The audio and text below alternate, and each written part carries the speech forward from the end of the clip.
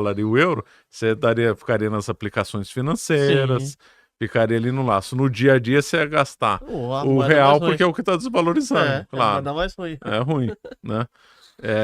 Professor, você gosta de materiais preciosos, prata, ouro, assim? Claro, esse é um excelente investimento, sempre foi, né?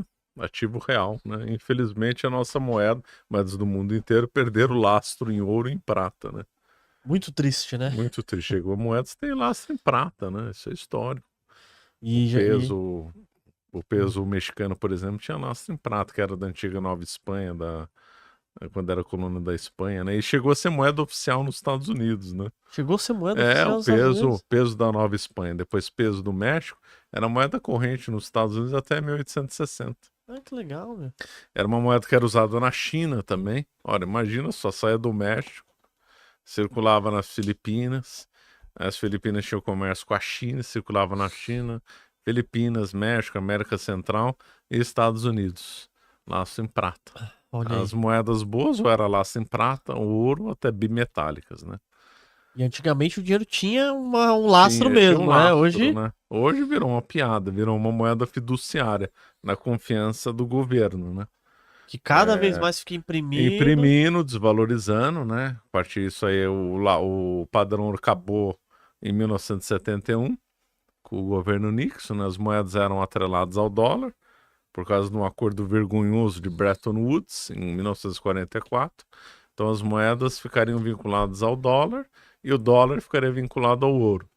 Aí, em 1971, o presidente Nixon rompeu com o padrão ouro e todas as moedas do mundo acabaram perdendo seu laço e se tornaram fiduciárias.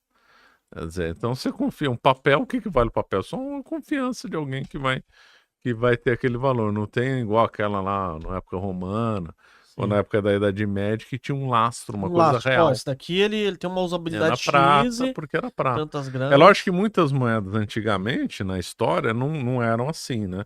Então teve povos lá da Oceania que a moeda corrente era concha. Sim. No Império Romano se negociou muito em sal, né? Daí vem a palavra salário. Então os Legal. soldados romanos recebiam em sal. Aí ele pegava e Salário, negociava. pegava e negociava. Mas era real, o sal é um ativo real. Sim. Por Império Romano era real, porque você com sal virava igual o que você ter dinheiro no bolso, igualzinho. Sério, era muito Era fácil muito vender. fácil, Tinha você tinha muita muito alta. liquidez. Muita liquidez. E o sal era esse sal refinado naquela época ou não? Agora você me pegou. Acho que não. Acho que não, né? Acho que deveria ser aquele sal mais grosso, mais né? grosso. E aí você conseguia negociar o sal, tanto é que era tranquilo. Tanto é que virou sinônimo virou salário. propriamente o salário. Na Inglaterra chegou uma época que era negociado os sticks, né? Que eram pedaços de pau talhados. Curioso, né? Curioso, Curioso. muito. Então teve, mas embora tenha tido o salário, embora tenha tido o sal, melhor dizendo, as conchas, os sticks, o que realmente foi a maior parte da história da humanidade, que gerou mais confiança no dinheiro, na moeda de troca, foi quando tinha lastro em ouro e prata, claro, né? Que aí era mais fácil, né? Fala, meu, derrete, Limitava a inflação, né? O governo só poderia... Lógico que tinha muita malandragem, como raspagem, né? Ficar só raspando aí, a moeda ficava mais fininha. Sempre teve malandragem, mas o abuso não tolhe o uso. Não é porque teve malandragem que o sistema, quando era bom. Então, o que funcionava muito bem? Quando havia vários emissores, né? Então não tinha banco central antigamente. Então, algumas pessoas, entidades, né? Podiam emitir sua própria moeda sempre com algum lastro. Então essas moedas concorriam no mercado, e aí como você via que era de ouro, você via que era de prata, você confiava. Confiava, acabou. Sim.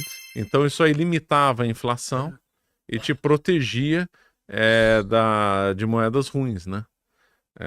Como é que chama aquela lei que a moeda ruim espanta boa porque todo mundo reserva boa? Eu não esqueci o nome dessa lei.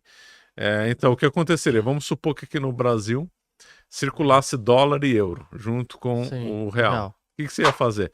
O ouro e o real ou melhor, o dólar e o euro, você ficaria nas aplicações financeiras, ficaria ali no laço. No dia a dia você ia gastar o real porque é o que está desvalorizando, claro. A moeda mais ruim. É ruim, né?